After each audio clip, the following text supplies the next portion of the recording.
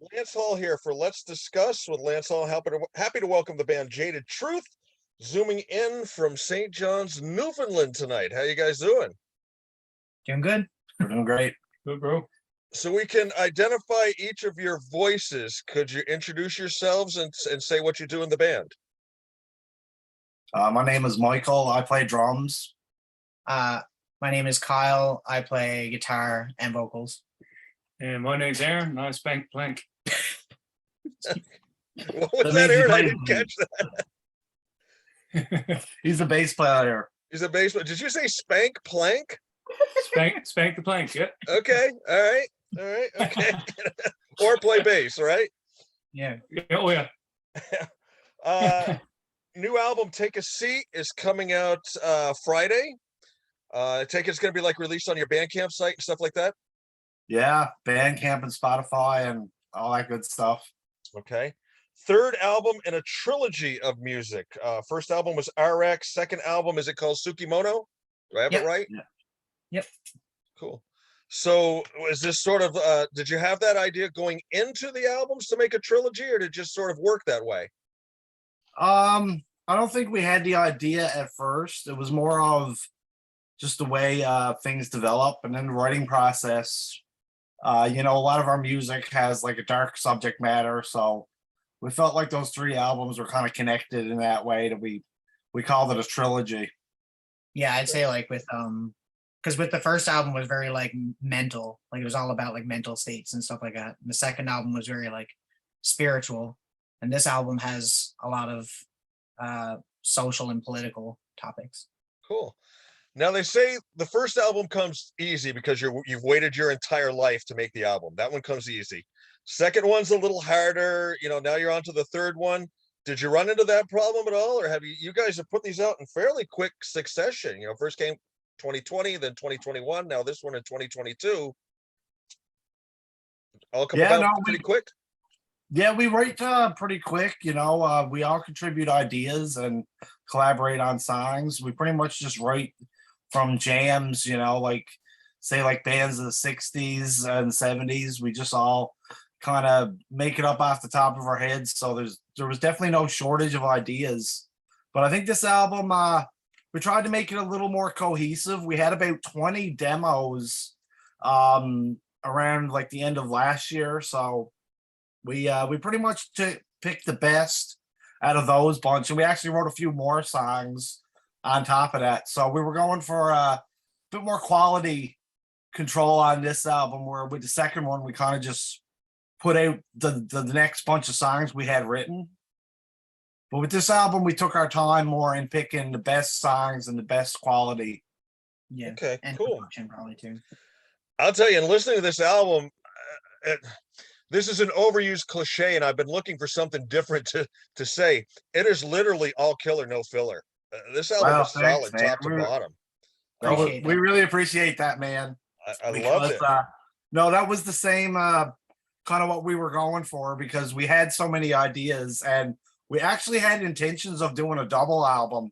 But when I listened to, through the demos, I thought it would have been a case of, the good songs on one album and the not so good songs on the other album. So we kind of scrapped that idea and just decided to take the best 12 that was our strongest material. Yeah, for sure. Very cool. Let's jump into this album. I like that you guys have done sort of a track by track commentary, and you posted it on your YouTube page. I didn't listen to any of that first before I played the album. I kind of wanted to go in with no preconceived notions at all. Yeah, that's fair. And to see if I kind of got it right as well. Opening track, Worthless Meek. My note here, and again, this is before I watched you guys' commentary on it. One heavy fucking riff. And that's one of the first things you guys talked about was that riff. That is a monster. It was pretty heavy, a lot of our influences come from like 90s alternative bands and stuff like that. But we're also like big metal fans like Metallica, Pantera, Slayer. And this first track, some people might hear this album and think, wow, are the boys going like full on death metal here or something? But no, it was pretty cool. We definitely wanted to start the album off on a heavy note. Well, the other two albums started off on more of like a softer note anyway, so it made sense. Right? Yeah, it had more of a intros and stuff like that. Yeah. But this album, we just wanted to right out of the Just gate go kick, right at them. kick your ass. Yeah, definitely. This one come out and grab me. And what I liked about this, and you've got a number of other songs with the same thing, heavy tracks, but I love the way your vocals have some melody to them. There's a melodic tone to the vocals. Yeah, definitely. My approach to vocals is very in the alternative style, I guess. I mean, I do scream, so like I got a lot of that from Pantera and bands like that, obviously, and bands like Caesar. But yeah, I try to like just like my favorite singer of all time is Lane Staley from Alice in Chains, so Yeah. I try to like do my own thing, obviously, but that's definitely a big influence on how I do my vocals. Yeah. I mean, if you're gonna have somebody influence, you might as well have one of the greatest vocalists of all time. Yeah, he's so good. Yeah. Track 2, A City Drowned. I want to talk about the video first. I really like that. Where was that shot? Did you guys kind of do it yourselves? Yeah, all of our videos are done ourselves pretty much. We've tried to get people to hold cameras, but it never works out. So Yeah, yeah, we very much come from the DIY like punk rock aesthetic. yeah, definitely. Yeah. And It was shot at like an abandoned satellite place. It's just a little ways. It's like an up. old radar station. Yeah, okay. That's And cool. we thought, like, it kind of captured some of the atmosphere and the themes of, decay and collapse. And, yeah, it was the perfect place to shoot a video. Lovecraftian horror. Yeah, and you guys talked about the Alice in Chains vibe to this, which I agree with. My note was, very Alice-ish. The also thing, Aaron, I got to tell you, I love the bass line in this song. I mean, it just, for lack of a better word, I'll open myself up to a chuckle here. Freaking throbs in this song. Oh, thanks, bro. Try to keep it just chugging along, man. Yeah.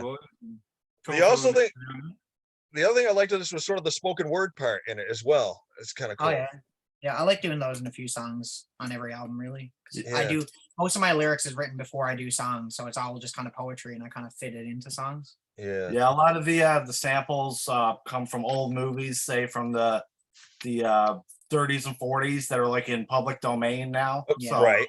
it's free to sample. And yeah, I just I'm a big movie kind of buff, and I always like those like old school classic movies. It's definitely a vibe. And yeah, it just has a cool vibe to it. I get a lot of that from say like hip hop and industrial music that is known for sampling. So that's kind of where that influence comes from. Cool. The other place I was going to go with it is, Kyle, I read one of your favorite albums is Animals by Pink Floyd. Of course, Pink Floyd was infamous for weaving in bits and pieces of spoken word and stuff like that. Yeah. We even the stuff that we're writing now after this is kind of going that direction, honestly, Yeah, to a certain degree. We're big fans of Pink Floyd, definitely. Yeah, I'm a One of huge my fan. favorite bands as well. Carl just saw Roger Waters in concert, actually. Yeah. So that was a huge influence on this album because I see him kind of in the middle of recording stuff. Yeah. Where did you see Roger Waters? Montreal. Montreal. Very cool. Great- I great saw scene. Pink Floyd. I'll date myself here. I saw Floyd back in '87 on the Oh, nice. Momentary Lapse of Reason tour, and Wow, that's amazing, man. Cool, man. phenomenal show. Yeah, I'd love to see Gilmore. Oh, Comfortably Numb was just one of the most epic. You know it. I mean, it was just epic. Yeah. Let's see. Back down track 3. Pork Product. This is sort of an old song you made new. Yeah, this is like probably well, me and Aaron were in a band before this band together, and we wrote it in that band. It's probably like the second song I ever wrote, honestly. Yeah. The main riff is pretty much the same for like the verses, but the chorus and the ending of the song are completely different than the way we originally had it, because it was very bare bones to start with, so we tried to fill it out a little bit more. Yeah. And I gotta say this, and I am truly not blowing smoke up your ass here. The solo part with the drums crashing in the background and you wailing on the guitar solo and everything, to me that's almost got like a Hendrix vibe to it, Band of Gypsies type stuff, Man, that's high praise indeed. If you're gonna compare us to Hendrix, Yeah.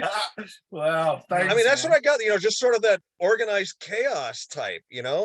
Yeah, I think I used like some kind of like delay effect or something with that solo. So maybe now that you mentioned it, Something I like can hear a that. bit of a Hendrix vibe for sure. Yeah, and we're definitely into that kind of music. Aaron's really into like 60s and stuff Love like the that. So, psychedelic era. Yeah. yeah, and I'm a huge fan of Rory Gallagher. So Yeah. All right. Excellent. Excellent. Track 4, Cancel Me. I love again, I love the vocal lines, and Kyle, I love your scream at the end. That's Thank you. awesome. That's awesome. And this song's sort of about the whole cancel culture thing, which I agree with you. I hate as well. Why are we trying to rewrite our history? It's Yeah. what Yeah. made us. Why bury it? You know? Gotta learn from your mistakes. No, for sure. I mean, there's, I mean, there are a lot of political themes on this album, and I mean, a lot of things you see in the media today are just disgusting. How people are so divided when it comes to politics. I mean, even between ourselves, we might have a bit different political beliefs and such, but we don't let that get in the way of our friendship and respect for ourselves as people. Definitely. Definitely. Track 5, Lapse and Judgment, another great video that you guys shot. And I love there is a guitar, I'll call it a hook, I guess, but part.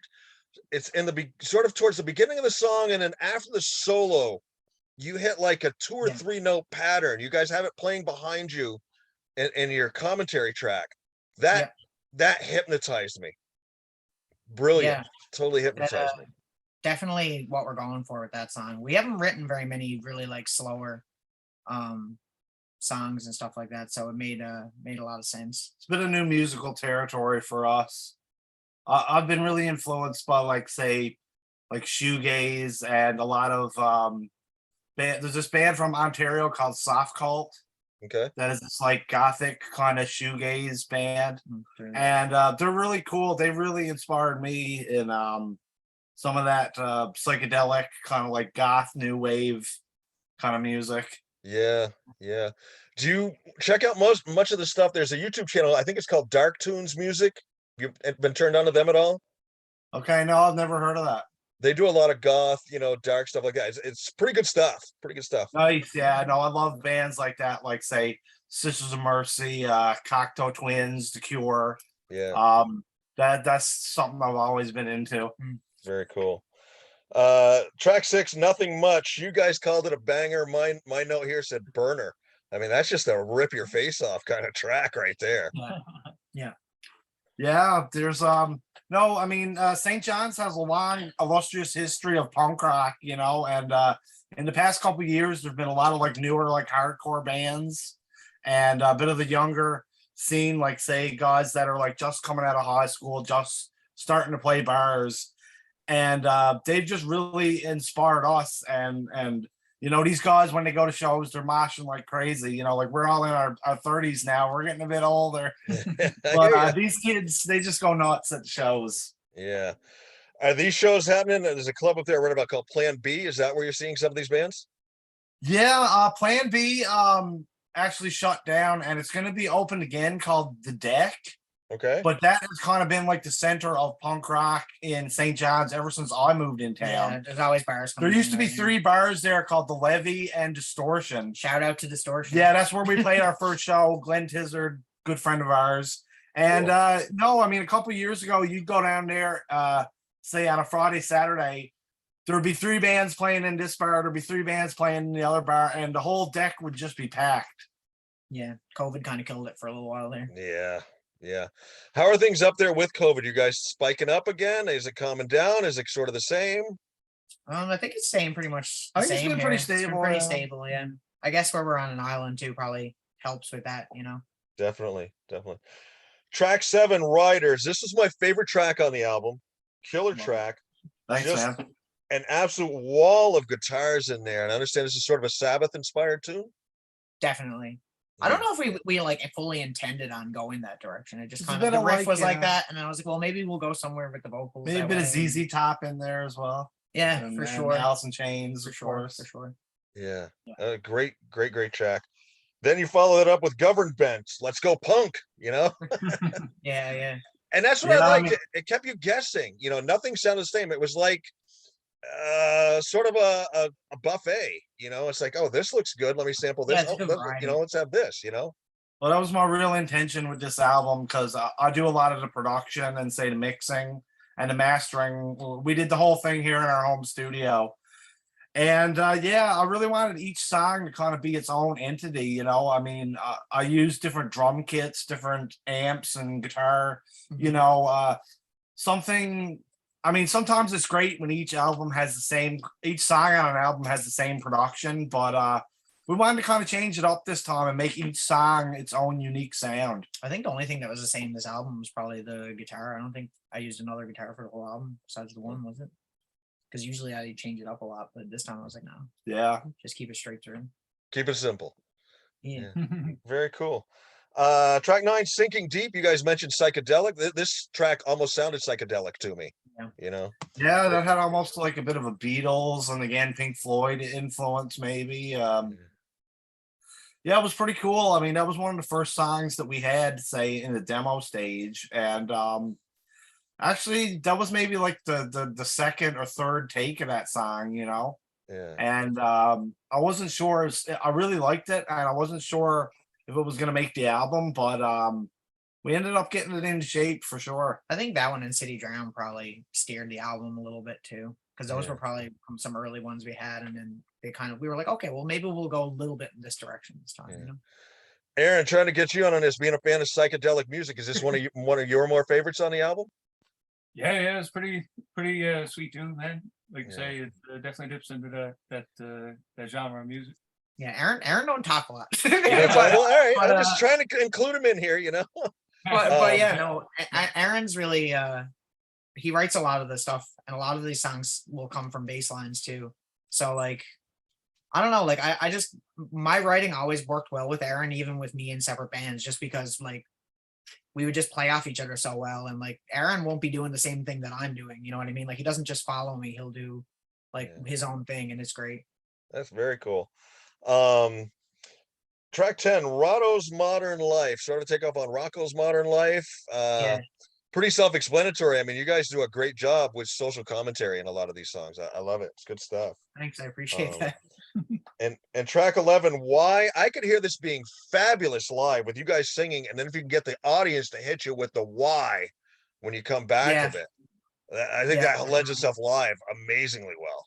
Yeah, 100%. Yeah, we're really looking forward to playing these songs live for sure. Yeah, definitely a good addition to our catalog. Yeah, definitely. And then the final track, all right, Red Sky, Dark Rye. I'm looking at the file and the thing says 20 minutes. I'm like, what the hell? You kind of fade it down after like 5, and you got this long bit of silence, and then you come back right at the end with, you know, some more stuff. Obviously by design. What was the thinking behind this? So the weird thing about this one is that it started out as 2 just jams. I don't think we never re-recorded these at all. No. These were just basically like it's all improv. Besides the vocals. Yeah. It's all improv, yeah. And the 2 songs kind of had a similar vibe, so we put them together, and then that made that length. And then also there's a bit of a secret song towards the end. We've been wanting to do a hidden track since we started the band, really, but and then it equaled out to about like 21:14 or something. So we tried to make it around 21:12 as like a little rush. It's a bit of a nod to Rush. Yeah. Oh, that's awesome, because what I do in the wintertime, in fact, we're just gearing up for it. We have a local television station down here in my town, and I do play-by-play for the basketball teams. And whenever the score happens to get to 21-12, I always throw in a Rush. Sick. You know, score now 21-12, a fabulous album by Rush, by the way, if you haven't heard it, you know. So that's cool. I love it. Was there any songs that sort of came together? Was there one tune that came together really, really easy? Was there another tune that came together like really, really hard? Or were they all sort of the same? I think it might have been a bit of the same, you know. It definitely a hard album to make as a whole. It was a tiring album. It was, yeah. But like I said, we put you know, a bit more work and a bit more time into this one. Then, you know, some of the previous albums came together pretty quickly, but this one we just wanted to, you know, put our best foot forward and really like you say, all killer, no filler. That was our goal. Yeah. Kyle, I understand that while you love playing live, you don't really like recording. Is that where this was That's tough on you? I wouldn't say I don't like recording, but I do rather play live. I just like the feedback from the audience, even if it's like not a whole lot of people or it's a bunch of people. Like it's just really cool getting that feedback from people, you know, like it's got its own vibe and I love that so much. That's cool. Now, Michael, you mentioned you moved to St. John's. Where did you move from? Yeah, I grew up, as we say in Newfoundland, around the bay. So my hometown is about like a 7-hour drive from St. John's, and yeah, I pretty much came in here for the music scene. You know, there were no venues. Growing up, I played in like a cover band, and we used to do like CCR and Tom Petty, Okay. play at like our local beer halls type of thing. Nice Yeah. one. But I always wanted to play like a heavier kind of thing. And like I said, St. John's is perfect for the punk and the metal stuff. Now, actually, you actually started on guitar, but then switched to drums. Do you still play guitar much at all? I play guitar, yeah. I wrote, like I said, a couple riffs on the album. We all pretty much contribute ideas and stuff. I played a few of City Drown, you can credit City Drown's riff to him. yeah, I pretty wrote much. that first riff in A City Drowned. I showed the guys, and then say Kyle and Aaron helped with the chorus and the arrangement. But yeah, no, we all pretty much have, you know, different ideas. If we don't write it from a jam, we'll ask each other, well, what do you have? What do you have? And you know, we all collaborate together in the songwriting process. Cool, excellent. Now, Kyle and Aaron, it sounds like you two have kind of known each other for quite a while, though. You've talked about how you played in bands separately and together. You guys Mhm. grow up together there in St. John's, or? No, I've known Aaron for too long. No, I'm joking. No, me and Aaron, when I was about, I don't even know how old I was, maybe like 17 or something, 19, 20. I don't know. Anyways, I wanted to start a band because I was really into singing and I found out that I liked singing because I played guitar and bass before that. And yeah, we was looking for a bass player and I basically just went on like Kijiji and put up an ad and I've known Aaron ever since that first band, basically. Cool. Aaron, you want to toss in anything here? Yeah, I think funny you mentioned Kijiji. I think we all met each other through Kijiji. Yeah, that's Yeah, actually that- how I pretty met much. these guys later on. Yeah. To be fair, I knew of him as a drummer in another band. I remember being at a show and being like, man, I want a drummer like that in my band. And then eventually, Yeah, Yeah. I was in a previous band. I'm more of like a metal kind of thrash metal band, and we played shows with these guys before we were even really friends. So yeah, when I knew that they were looking for a new drummer and they were kind of into the grunge stuff, that's pretty much how we hooked up. Cool.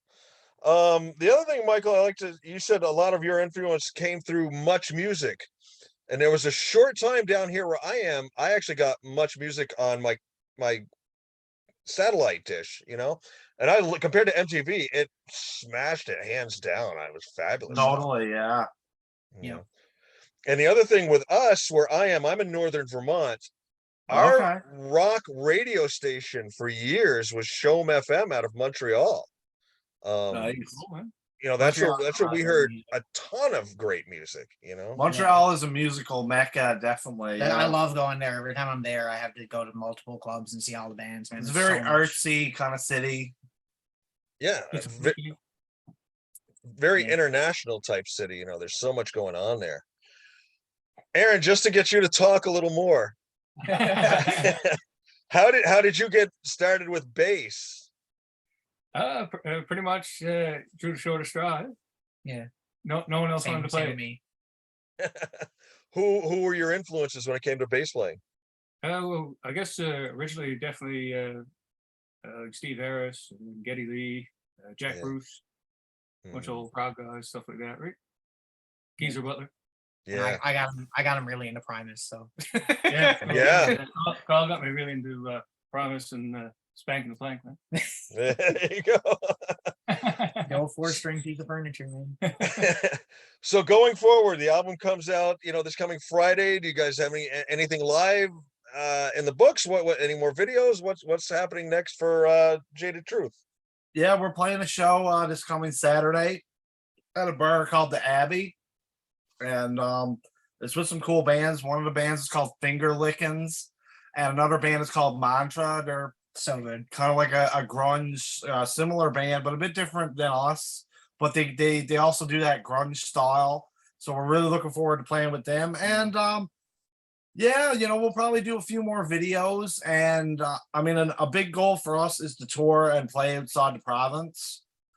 With the price of gas and things, the cost of Brutal. living, don't know if that's going to be a possibility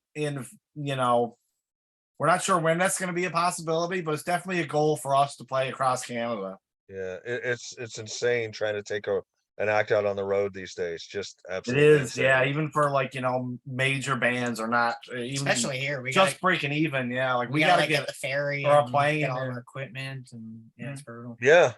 And I'm reading where like shipping costs are just astronomical nowadays to ship anything anywhere, It Yeah. is, yeah. And I mean, we've released all our albums digitally so far. We're probably are going to get CDs, and hopefully vinyl would be the main goal at some point. But with shipping and like I said, stuff like that, we've kind of just stuck to the digital right now. Yeah. Yeah.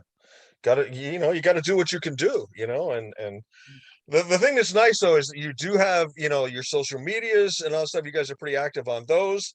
And it's got to be nice to get the instantaneous vibes back from everybody worldwide, basically. What's the furthest away you've heard anything from anybody?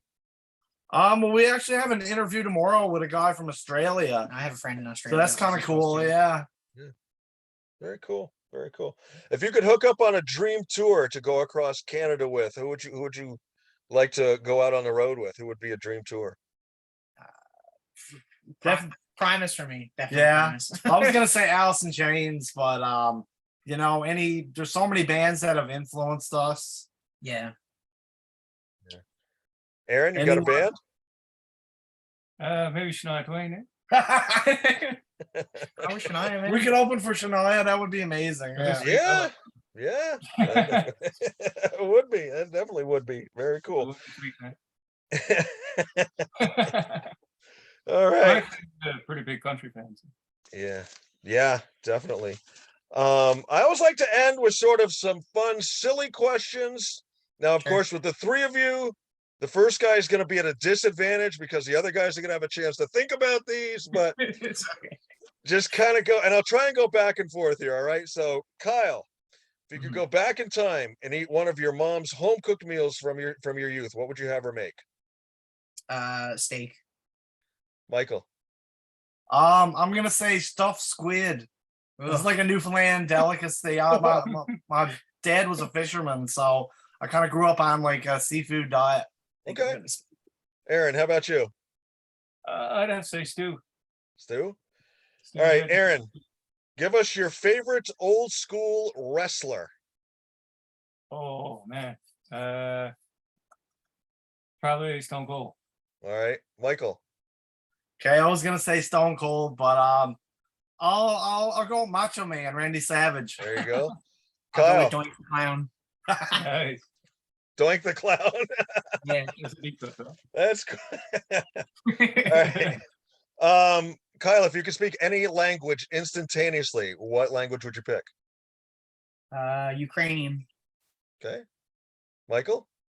Klingon. Aaron, Gibraltar.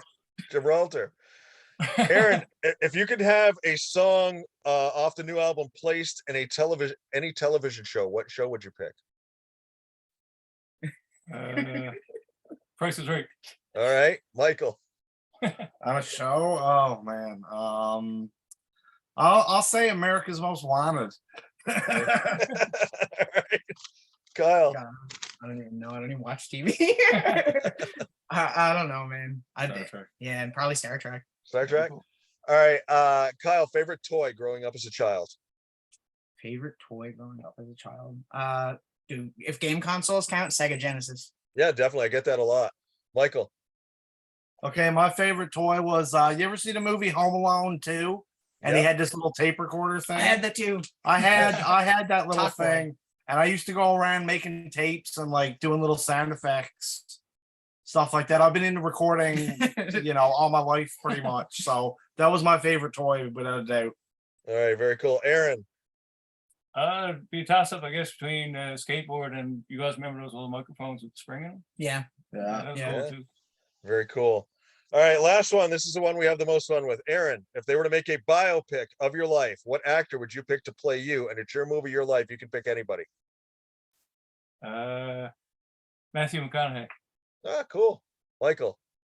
I'll say Johnny Depp. Okay. Johnny Depp. I don't Well, you know. can pick anybody. Go for it, man. Go Okay. for it. Who's yours, Kyle? Oh God, I can't remember his name right now. Somebody told me I looked like him the other day, and I was like, that would be fucking sick. The creator of Doom. Okay. Yeah. All right. Gentlemen, was there anything that I didn't ask you? Anything we didn't cover? Anything you didn't get to talk about in this interview? Floor is yours. No, I think we pretty much covered it, man. I mean, thanks a lot for the interview, and we're really excited for fans to hear this new album. And yeah, thanks a lot. Yeah, appreciate it very much. Yeah, Definitely. thanks. Want to point people in the direction when the album comes out on Friday, go to your Bandcamp site, right? Yeah, Yeah. it's gonna be exclusively on our Bandcamp.